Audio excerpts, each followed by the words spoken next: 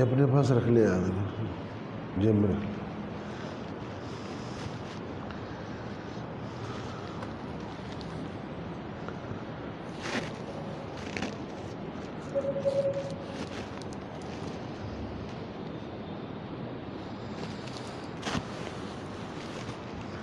نحمدہ و صلی اللہ رسول کریم. اما بعد، تمام حضرات سورہ فاتحہ و درود شریف پڑھ لیجیے. ایاک نعبد و ایاک نستعین اهدنا الصراط المستقیم صراط الذین انعمت علیہم غیر المغضوب علیہم.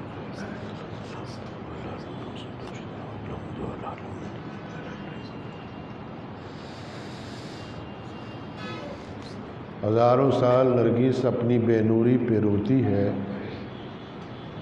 چمن میں مشکل سے ہوتا ہے دیدہ ور پیدا. اللہ کے فضل و کرم سے پچھلے 3 جمعوں سے حضرت عمر فاروق رضی اللہ عنہ کے حالات آپ کے سامنے بفضل باری تعالیٰ بیان کیے.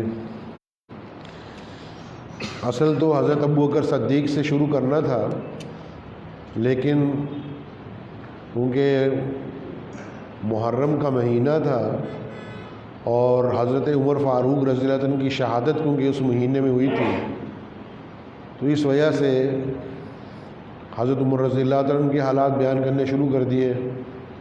لیکن ترتیب یہی تھی کہ حضرت ابوبکر صدیق کے پہلے بیان کیے جاتے، پھر حضرت عمر فاروق رضی اللہ عنہ کے بیان کیے جاتے.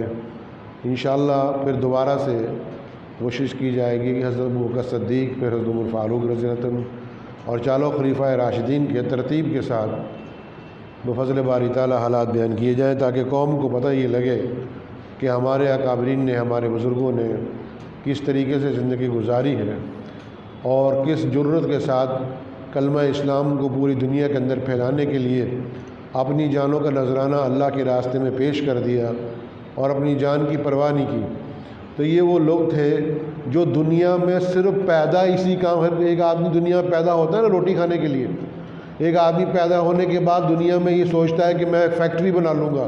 ایک آدمی کی ذہنیت ہوتی ہے کہ میں بڑا ہوں گا تو 2-4 مکان بناؤں گا. ایک آدمی کی ذہنیت یہ ہوتی ہے کہ میرے پاس دولت آ جائے تو میں 4 بیوییں رکھوں گا. ایک آدمی کی یہ ذہنیت ہوتی ہے کہ یار میرے 12 بچے ہوں، لڑکے ہوں گے، لڑکیاں ہوں گی، تو میں اس طریقے سے عیش کروں گا. لیکن ایک آدمی کی ذہنیت ہوتی ہے کہ اگر میرے پاس روپیہ ہو جائے تو ایک میں اسٹیٹ بنا لوں گا، اس اسٹیٹ کے اندر میرے جناب ملازم ہوں گے، باندیاں ہوں گی، یہ ہوگا اور وہ ہوگا، اور میرے آگے پیچھے لوگ گھومنے والے ہوں گے. ہر آدمی کی خواہش ہوتی ہے بچپن سے، جو آدمی بڑا ہوتا ہے اس کی خواہش ہوتی ہے کہ میں بڑا ہونے کے بعد یہ کروں گا، وہ کروں گا. اس کے منصوبے ہوتے ہیں، اس کے پلان ہوتے ہیں. لیکن چاروں خلیفہ راشدین اور تمام صحابہ اکرام رضی اللہ عنہ کے بارے میں ایک ہی بات آپ سے کہوں گا کہ یہ جو پیدا ہوئے اور اسلام کی دولت ان کو اللہ تعالیٰ کے فضل و کرم سے نصیب ہو گئی، اور پیارے نبی صلی اللہ علیہ وسلم کی شفقت ان کے سروں پہ تھی اور ان کی محبت پیارے نبی صلی اللہ علیہ وسلم کے دل میں تھی، تو ان کا ایک ہی منصوبہ تھا، ایک ہی منشور تھا. ہمارا ہوتا ہے نا ایک منشور، ایک منصوبہ ہوتا ہے ہر پارٹی کا، لیکن ان کا ایک ہی منشور تھا، ایک ہی منصوبہ تھا کہ ہماری جانیں اللہ کے لیے ہیں اور اللہ کے دین کو دنیا کے اندر پھیلانا ہے. اور کوئی منصوبہ نہیں تھا کہ اللہ کے دین کو دنیا میں پھیلانا ہے. اور پیارے نبی صلی اللہ علیہ وسلم کا جو حکم ہے وہ دنیا کے ہر کچے پکے مکان کے اندر پہنچا دینا ہے کہ اسلام کیا ہے. اسلام امن کی دعوت دیتا ہے. اب دیکھیے نا کس طریقے ساتھ دعوت دی ہے. پوری دنیا کے بڑے بڑے بادشاہوں کو اسلام کی دعوت دی ہے کہ اسلام قبول کر لو، نہیں قبول کرتے تو جزیہ ادا کرو، نہیں کرتے تو دیکھو ہمارے گھوڑوں کی ٹاپیں جو ہے، ہمارے گھوڑے جو ہے تمہاری سرزمین پہ ہوں گے. تو اسلام ایک ایسا بہترین مذہب، کیونکہ اسلام آنے سے پہلے جہالت تھی. اسلام آنے سے پہلے جہالت تھی. بچوں کو، غریبوں کو، مزدوروں کو حق نہیں تھا اپنی بات کہنے کا. ایک کنویں پہ غریب آدمی اور امیر آدمی پانی نہیں پی سکتے تھے. غریبوں کے جانور جو تھے وہ امیروں کے کنویں کے اوپر جا کر پانی نہیں پی سکتے تھے. جس جگہ نہر بہتی تھی اور وہ علاقہ امیر لوگوں کا تھا تو وہاں جا کے غریب آدمی کا جانور بھی پانی نہیں پی سکتا تھا. یعنی اتنا ظلم و تشدد تھا کہ نئے کپڑے نہیں پہن سکتے تھے، اگر کوئی پڑھ لکھتا تھا غریب آدمی تو اس کی آنکھیں نکلوا دی جاتی تھی. لیکن پیارے نبی حضرت محمد مصطفیٰ صلی اللہ علیہ وسلم جو دنیا میں آئے، اس سے پہلے بہت سے لوگ آئے، بہت سے آئے چلے گئے، ہر نے اپنے اپنے دور کے اندر کام کیا اور وہ اسی جگہ ختم ہو گیا، آگے نہیں بڑھ سکا. لیکن پیارے نبی صلی اللہ علیہ وسلم نے جب دنیا تشریف لائے، ایسا انقلاب برپا کر دیا پوری دنیا میں کہ پوری دنیا کے ہر حصے میں کلمہ اسلام کی دعوت جو تھی بفضل باری تعالیٰ صحابہ اکرام رضی اللہ تعالیٰ نے اللہ کی طاقت سے گھوڑوں کی ٹاپ ان کی جہاں جہاں جاتی تھی، جہاں جہاں تک آواز گونجتی تھی اللہ اکبر کی، وہاں اسلام کا جھنڈا انہوں نے لہرا دیا اللہ کی طاقت سے. ان کے اندر یہ جرت تھی، جرت بہت تھی، ہمت تھی، کبھی کسی سے ڈرتے نہیں تھے. تو حضرت عمر فاروق رضی اللہ عنہ دوسرے خلیفہ ہیں، دوسرے خلیفہ پیارے نبی صلی اللہ علیہ وسلم دوسرے خلیفہ ہیں. ایک دفعہ ایک یہودی آ گیا اور ایک منافق مسلمان آ گیا. اس نے کہا کہ یہ تلوار جو ہے میری ہے. اس منافق مسلمان نے کہا، یہودی کہنے لگا میری ہے. تو حضور اکرم صلی اللہ علیہ وسلم کی خدمت میں فیصلہ چلا گیا. حضور اکرم صلی اللہ علیہ وسلم نے فیصلہ یہودی کے حق میں کر دیا، یہ تلوار اس کی ہے. وہ باہر نکل کے کہنے لگا کہ جی مجھے نعوذ باللہ فیصلہ منظور نہیں ہے. مسلمان جو تھا اپنے آپ کو ظاہر کرتا تھا کہ مجھے فیصلہ منظور نہیں ہے. تو یہودی نے کہا کس کا فیصلہ منظور ہے؟ کہتا عمر رضی اللہ عنہ کے پاس چلو. وہ سمجھتا تھا کہ عمر رضی اللہ عنہ بڑے سخت طبیعت ہیں اور یہ ہے وہ ہے، مجھے مسلمان کا نام سنتے ہی مسلمان کے حق میں فیصلہ کر دیں گے.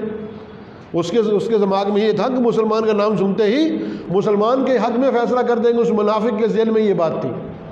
وہ چلا گیا جی جا کے، اور جا کے اپنی ترجمانے لگا، دیکھو جی ہم تو آپ دیکھو مسلمان ہیں اور یہ دیکھو یہودی کہتا تلوار میری ہے اور میں کہتا ہوں تلوار میری ہے. تو ابھی وہ فیصلہ حضرت عمر رضی اللہ عنہ کرنے والے ہی تھے. اس سے پہلے یہودی نے ایک بات کہی حضرت عمر رضی اللہ عنہ جی فیصلہ کرنے سے پہلے ایک ہماری بات سن لیجیے. وہ کہتے کیا بات سننی ہے؟ کہنے کا فیصلہ یہ ہے کہ اس سے پہلے ہم خاتم النبیین حضرت محمد مصطفیٰ صلی اللہ علیہ وسلم کی خدمت میں اقدس میں حاضر ہوئے تھے، انہوں نے فیصلہ میرے حق میں کر دیا تھا کہ تلوار یہودی کی ہے.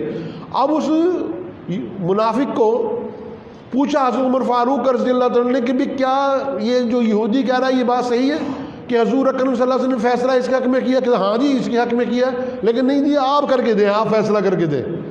نعوذ باللہ اس نے یہ سمجھا، اس نے سمجھا کہ عمر جو ہے وہ تو بڑے جلالی آدمی ہے، یہ تو 1 منٹ کے اندر ہم مسلمانوں کے حق میں فیصلہ کر دیں گے. وہ کہنے حضرت عمر سے فرمایا ٹھہر جاؤ، ابھی ٹھہرو، ابھی تمہارا فیصلہ کرتا ہوں. اندر گئے، تلوار لے آئے، ایک ماری تلوار اس کی گردن پہ، منافق کی گردن اتار کے رکھ دی اور کہا جو میرے پیارے نبی صلی اللہ علیہ وسلم کا فیصلہ نہیں مانے گا اس کے لیے یہ فیصلہ ہے. پہنچ گئے سارے منافق اکٹھے ہو کے، سارے کے سارے اکٹھے ہو کے مدینہ شریف میں حضور اکرم صلی اللہ علیہ وسلم کی خدمت اقدس میں کہ مار دیا جی. تہجد گزار تھا، نیک آدمی تھا، اللہ والا تھا، مار دیا جی عمر نے، ہنگامہ ہو گیا. حضرت پیارے نبی صلی اللہ علیہ وسلم نے حضرت عمر فاروق رضی اللہ عنہ کو بلوایا اور پوچھا بھی کیا بات ہے؟ انہوں نے بتایا کہ ایسے ایسے بات تھی. فوراً جبرائیل آ گیا اور فرمایا کہ جو آپ کے فیصلے کو نہیں مانتا وہ ہرگز مسلمان ہو ہی نہیں سکتا، مسلمان ہو ہی نہیں سکتا. تو حضرت عمر رضی اللہ عنہ کے اندر یہ جرت تھی کہ حق بات وہ ڈنکے کی چوٹ پہ کہتے تھے. ہمارا عقیدہ ہے کہ کسی گلی کی، کسی سڑک کے اوپر، کسی بازار میں آپ لکھ دیجئے نام حضرت عمر فاروق رضی اللہ عنہ کا، شیطان نہیں گزرے گا وہاں سے انشاءاللہ تعالی. اس کی ہیبت سے حضرت عمر رضی اللہ عنہ کے جو نام ہے اس کی ہیبت سے انشاءاللہ تعالی شیطان نہیں گزرے گا. تو حضرت عمر فاروق رضی اللہ عنہ اپنے دور کے اندر اس طریقے کے ساتھ حکومت کی کہ پوری دنیا ہل کے رہ گئی. پاکستان کے کچھ لوگ جو تھے بڑے آفیسر، میں نے ایک رسالے میں یہ پڑھا تھا یہ مضمون، کہ وہ انگلینڈ میں گئے اور وہاں جا کے وہاں کی حکومت سے کہا کہ آپ کے یہاں جو ویلفیئر کا کام ہوتا ہے، ڈسیبل لوگوں کو آپ امداد کرتے ہو، غریبوں کو جو امداد کرتے ہو، اور یہ جو آپ نے نظام بنا رکھا ہے یہاں کہ بھی پیسے دیتے ہیں اور دعائیں لے کے دیتے ہیں اور یہ کرتے ہیں وہ کرتے ہیں، اور جیلوں کے اندر بھی بڑا یعنی کہ لوگوں کو آرام دیا جاتا ہے، تو یہ جو آپ کا یہ منصوبہ جو ہے یہ کس نے بنایا؟ اس نے کہا کہ ہماری یونیورسٹی کے اندر ایک پروفیسر ہے، آپ ان سے ملاقات کر لیں، انہوں نے یہ بنایا. تو وہاں گئے یونیورسٹی کے اندر گئے لندن میں، تو اس یونیورسٹی کے پروفیسر نے کہا کہ میرے پاس کیا کرنے کے لیے آئے ہو؟ اس یونیورسٹی کے پروفیسر نے کہا میرے پاس کیا کرنے کے لیے آئے ہو؟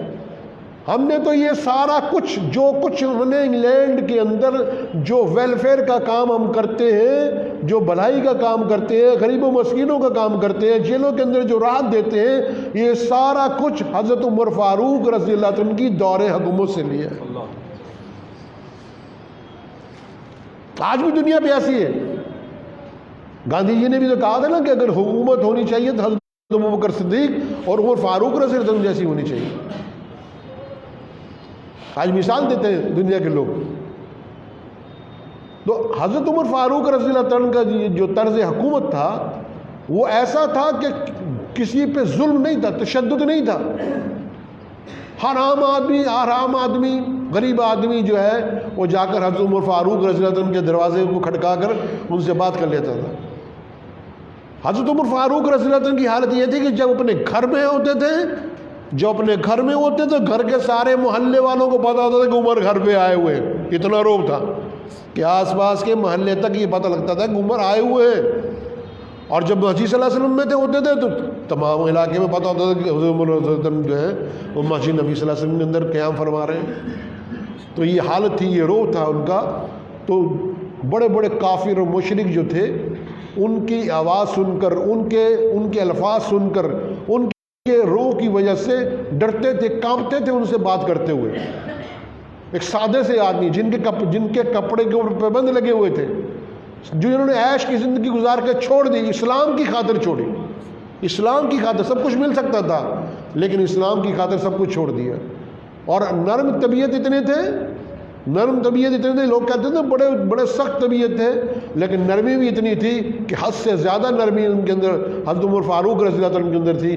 ایک دفعہ حضرت امام حسین رضی اللہ عنہ بچے تھے اور حضرت عبداللہ بن عمر رضی اللہ عنہ آپس میں کھیلتے کھیلتے تکرار ہو گئی آپس میں۔ تو حضرت امام حسین نے کہہ دیا کہ تیرا باپ ہمارا نوکر ہے، عمر کے بارے میں کہہ دیا کہ تیرا باپ جو ہے ہمارا نوکر ہے۔ ان کو بڑا یعنی کہ رنج ہوا کہ میرے باپ تو امیر المومنین ہیں، خلیفہ ہیں، اور امام حسین جو ہے کہتے ہیں کہ تمہارا باپ ہمارا نوکر ہے۔ تو وہ بھاگ کر گئے اپنے والد کے پاس اور کہا جا کے بھی آج تو غضب ہو گیا تھا۔ کیا ہو گیا کہ آج امام حسین نے کہہ دیا کہ بھی آپ کا باپ میرا نوکر، یعنی کہ آپ جو ہے حضرت امام حسین کے نوکر ہو۔ تو حضرت عمر رضی اللہ عنہ لیٹے ہوئے تھے، اٹھ کے بیٹھ گئے۔ کیا فرمایا؟ کیا جا کے ان سے کہنا، کہتے ہیں کہ لکھ کے بھی دے دیں گے، کہتے ہیں کہ کیا لکھ کے بھی دے دیں گے کہ میں ان کا نوکر ہوں۔ بچہ پھر بھی نہیں سمجھا، وہ کاغذ لے گیا، سب کچھ لے گیا۔ امام حسین سے جا کے کہنے لگا تم یہ کہتے ہیں نا کہ باپ ہمارا نوکر ہے، ہاں کہ لکھ کے دے دیں گے، 1000 دفعہ لکھوا لیں۔ اس نے لکھ کے دے دیا کہ حضرت عمر فاروق رضی اللہ عنہ ہمارے نوکر ہیں۔ جب لے آئے تو اس رکے کو چوما، آنکھوں سے لگایا اور وصیت کی کہ جب میں اس دنیا سے رخصت ہو جاؤں تو یہ رکا میری قبر میں رکھ دینا تاکہ قیامت کے دن میں کہہ سکوں کہ میں امام حسین کا غلام ہوں، نوکر ہوں۔ آج جو لوگ اعتراض کرتے ہیں نا حضرت عمر فاروق رضی اللہ عنہ کو، ان کو یہ سبق حاصل کرنا چاہیے ان واقعات سے۔ حضرت ابو ہریرہ رضی اللہ عنہ اور حضرت امام حسین کسی شادی میں گئے، واپسی میں آئے تو دیکھا حضرت امام حسین کے جو جوتے تھے وہ جوتے جو تھے اور کپڑے جو تھے مٹی سے بھرے ہوئے تھے۔ تو وہ حضرت امام حسین کے جوتے اتار کے ان کے پیروں کو جھاڑنے لگے۔ تو حضرت امام حسین نے کہا حضرت ابو ہریرہ سے، چچا یہ کیا کر رہے ہیں آپ؟ میرے پیروں کو آپ جھاڑ رہے ہیں، صاف کر رہے ہیں۔ کہا ان آنکھوں نے پیارے نبی صلی اللہ علیہ وسلم کو تمہارے ہونٹوں کو چومتے ہوئے دیکھا۔ کتنا بڑا مرتبہ، کتنا بڑا درجہ تھا، کتنا نرم طبیعت تھے اس وقت کے لوگ۔ پیارے نبی صلی اللہ علیہ وسلم کی جو تربیت تھی، اس تربیت کی وجہ سے پوری دنیا کے اندر صحابہ اکرام رضی اللہ عنہم پھیل گئے، پوری دنیا کے اندر پرواہ نہیں کی۔ کہا نا علامہ اقبال نے دی اذانیں، کبھی ہم نے یورپ کے کلیساؤں میں، کبھی افریقہ کے تپتے ہوئے صحراؤں میں، یہ نہیں دیکھا پیچھے کون ہے، بھی ہمارے لیے تو اللہ ہی کافی ہے، اور ہم نے کوئی کسی پہ ظلم نہیں کیا۔ اسلام ایک ایسا مذہب ہے، حکم دیتا ہے کہ اگر کسی علاقے کو فتح کرو، کسی عورت پہ، کسی بچے پہ ہاتھ نہیں ڈالنا، کسی کا مکان نہیں جلانا، کسی کو تنگ نہیں کرنا۔ اگر کوئی ہتھیار ڈال دے تو اس کو امن دینا ہے، اگر کوئی معافی مانگ لے تو اس کو معاف کر دینا ہے۔ سب کی بیٹیاں ہماری بیٹیوں کی طرح ہیں، کسی پہ ظلم تشدد اسلام نے منع کیا۔ پوری دنیا کے اندر صحابہ اکرام علیہ السلام کی جماعت گئی، لیکن کوئی بھی ایک بھی واقعہ آپ بتا سکتے بھی کسی صحابی نے رضی اللہ عنہ نے کسی پہ ظلم و تشدد کیا اپنی ذاتی رنجش کی وجہ سے؟ کچھ نہیں۔ دنیا ان کے انصاف کو دیکھ کر اسلام کے اندر داخل ہو گئی۔ دنیا ان کے انصاف کو دیکھ کے اسلام کے اندر داخل ہوئی۔ ان کے اندر جو کوالٹی تھی، جو ان کے اندر محبت تھی عوام کے لیے، وہ چیزیں جو ہیں وہ آج ختم ہوتی جا رہی ہیں۔ آج جو حکمران ہیں ان کو یہ پتہ ہی نہیں ہے کہ بھی ہماری رعایا بھوکی ہے، ان کے پاس روٹی کھانے کو لیے نہیں ہے، ان کے پاس پہننے کے لیے کپڑا نہیں ہے۔ ایک آدمی اگر چوری کرتا ہے، ہارون رشید کے زمانے میں ایک آدمی نے چوری کر لی، وہ اس کو لے کے آئے دربار میں، تو وہاں شاہ بلول بھی بیٹھے ہوئے تھے، مجذوب تھے، تو ان سے کہنے لگے کہ جی یہ چور ہے۔ اس نے پوچھا کیا چوری کیا جی؟ اس نے کہا جی میں بھوکا ہوں کئی روز سے، تو یہ کباب والے کی دکان پر گیا تھا کہ کباب والے سے کہا بھی ایک کباب دے دے کہ میں بھوکا ہوں، میرے بچے بھی بھوکے ہیں، میرے پاس روٹی نہیں ہے، تو اس نے دینے سے انکار کر دیا۔ بھوک شدت کی تھی تو میں اس کی روٹی اور کباب لے کے بھاگ گیا اور میں نے کھانا شروع کر دیا، تو یہ پکڑ کے آپ کے پاس لے آئے کہ لیں گے اس کا ہاتھ کاٹ دو، یہ چور ہے۔ تو شاہ بلول نے کیا کہا کہ یہ چور نہیں ہے، ایک ہوتا ہے چور جو چوری کرنے کے ارادے سے آتا ہے، ایک ہوتا ہے مجبور جو مجبوری کی وجہ سے اپنے بچوں کے پیٹ کو پالنے کے لیے تو جا کر کسی کے گھر میں جا کے کوئی سامان چوری کرتا ہے، وہ چور نہیں ہے۔ چور وہ ہے جو باقاعدہ پلاننگ بنا کے چوری کرنے کے لیے آتا ہے، اور اس کا قصوروار بادشاہ ہے، امیر ہے، جس کی رعایا بھوکی ہو اور اس کو علم نہ ہو کہ میری رعایا بھوکی ہے۔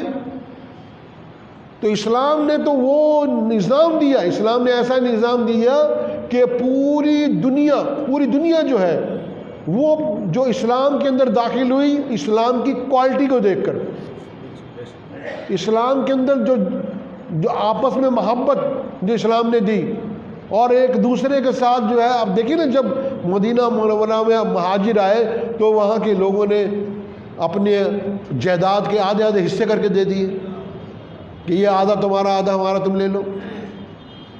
ہمارے اندر وہ جذبہ نہیں ہے۔ ہمارے یہاں تو اگر کوئی مسلمان مہمان آ جائے، دو چار آدمی آ جائے، تو اس کو رکھنا مشکل ہے ہمارے لیے، ہم کہتے ہیں کب یہاں سے جائے۔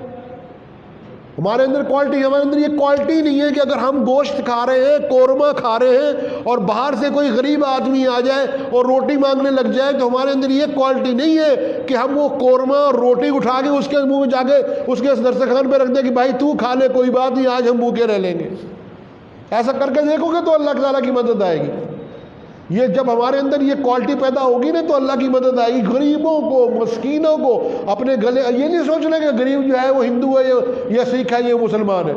غریب ہی ہوتا ہے، وہ ہندو مسلمان نہیں ہوتا۔ غریب ایک آدمی غریب ہے، اس کی امداد کرے، چاہے وہ ہندو ہے، چاہے وہ سکھ ہے، چاہے وہ کسی مذہب سے تعلق رکھتا ہے، لیکن اس کی امداد کرے، وہ غریب آدمی ہے، کیونکہ اللہ کے پیارے نبی صلی اللہ علیہ وسلم نے فرمایا کہ تمہاری کامیابی جو ہے کمزور لوگوں کے اندر ہے، تمہاری کامیابی کمزور لوگوں کے اندر ہے۔ تو پیارے نبی صلی اللہ علیہ وسلم کے جو چاروں خلیفہ راشدین تھے، انہوں نے اللہ کے پیارے نبی صلی اللہ علیہ وسلم کے ہر حکم کی تعمیل کی اور اس کو رائج کرنے کی کوشش کی، یعنی کہ اس کو نافذ کرنے کی کوشش کی اس پوری دنیا کے اندر۔ اور کبھی بھی کسی نے کوئی ایسا کام نہیں کیا جس سے مقصد ہے کہ بدنامی ہو۔ سب نے اللہ کی رضا کے لیے اپنا کام، خود بھوکے رہ گئے، اپنے پیٹوں کے اوپر پتھر باندھ لیے، کپڑے پھٹے ہوئے پہن لیے، اور اپنے آپ کو مٹا کے رکھ دیا ہے نا علامہ اقبال نے کہ مٹا دے اپنی ہستی اگر کچھ مرتبہ چاہیے، کہ دانہ خاک میں مل کر گل و گلزار ہوتا ہے۔ اپنے آپ کو مٹا کے رکھ دیا۔ جب انہوں نے اپنے آپ کو مٹا کے رکھ دیا، آج بھی دیکھیے کہ جنہوں نے امام حسین کو شہید کیا تھا ان کا نام ہے دنیا میں؟ آج ہے کوئی نام ان کا دنیا کے اندر؟ حضرت امام حسین جو ہے ان کو شہید ہوئے کہ وہ 1300 سال گزر گئے، ہے ان کا نام کسی کا؟ 1350 سال گزر گئے۔ حضرت امام حسین کا جو مشن تھا وہ اتنا زبردست تھا کہ وہ رہتی دنیا تک بتا دیا کہ ہم ظالم کے آگے سر نہیں جھکائیں گے۔ یہ سبق حاصل کیا۔ گاندھی نے بات کہی، گاندھی کا مضمون پڑھا، اس میں لکھا ہوا تھا اس نے کہ ہم نے جب ملک آزاد کرانے کی تحریک چلائی تو ہم سوچتے تھے کہ انگریز سے کیسے مقابلہ کریں گے، اتنی بڑی طاقت ہے انگریز، ہم کیسے مقابلہ کریں گے؟ کہتے ہیں جب ہم نے امام حسین رضی اللہ عنہ کے حالات پڑھے تو دل میں طاقت پیدا ہوگی کہ وہ تنہا تھے اور ان کے بچے تھے، بیوی تھے، تو وہ جو ہے ظالم کے سامنے ڈٹ گئے اور سر نہیں جھکایا۔ ہم کو ان کی قربانی سے سبق حاصل ملا کہ ہم بھی ان کے ساتھ لڑ سکتے ہیں، ظالموں کے ساتھ۔ تو ظالم کے ساتھ لڑنا، امام حسین رضی اللہ عنہ آج بھی پوری دنیا میں جہاں جہاں بھی ظلم ہوتا ہے اور جو لوگ ظلم کے خلاف لڑتے ہیں تو سمجھو کہ وہ امام حسین کے اس مشن کے اوپر کام کر رہے ہیں جس مشن کے خاطر امام حسین رضی اللہ عنہ نے شہادت حاصل کی، آج بھی پوری دنیا کے اندر۔ تو وقت ہو گیا، دعا کیجئے کہ اللہ تعالیٰ مجھے اور آپ سب کو اس کے اوپر عمل کرنے کی توفیق عطا فرمائے۔ پوری دنیا کا جو یہودی ہے نا وہ اس وقت پریشان ہے، وہ پوری دنیا کے 60 لاکھ یہودی بیٹھے ہوئے ہیں، دماغ لگائے ہوئے ہیں کہ مسلمانوں کو کس طرح پوری دنیا کے اندر ختم کیا جائے، ڈاؤن کر دیا جائے۔ تو ابھی اسپین کے اندر ایک میوزیم ہے، جہاں مورتیاں وغیرہ یا سامان رکھا جاتا ہے عجائب گھر میں۔ تو اس میوزیم میں، بھائی توجہ سن لیجیے بات، اس میوزیم میں ایک مصلی دکھایا گیا، اس مصلی پہ ایک مسلمان کو نماز پڑھتے ہوئے دکھایا گیا، اس کے آگے قرآن رکھا ہوا ہے، اور اس کی پیٹھ کے اوپر ایک عیسائی کو کھڑے ہوئے دکھایا گیا جو مسلمان کی پیٹھ پہ کھڑا ہے۔ پھر اس کی پیٹھ کے اوپر ایک یہودی کو دکھایا گیا کہ یہودی جو ہے وہ عیسائی کی پیٹھ پہ کھڑا ہے۔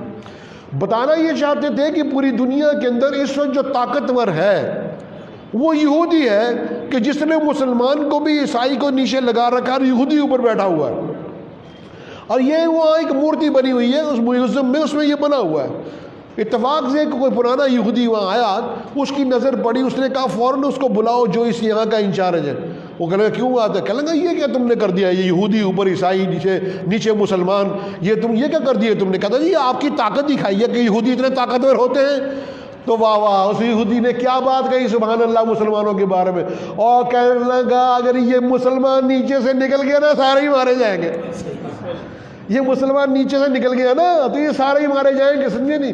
تو مسلمان کی طاقت کو آپ خود پہچانتے ہی نہیں کہ اللہ نے وہ طاقت مسلمان کو دی ہے، وہ عزت مسلمان کو دی ہے۔ خدا کی قسم ہے کہ تم مسلمان بن جاؤ، دنیا کی کوئی طاقت تمہارا کچھ نہیں بگاڑ سکتی انشاءاللہ۔ دعا کیجیے کہ اللہ تعالیٰ مجھے اور آپ سب کے اس کے اوپر عمل کرنے کی توفیق عطا فرمائے۔ وآخر دعوانا الحمدللہ رب العالمین۔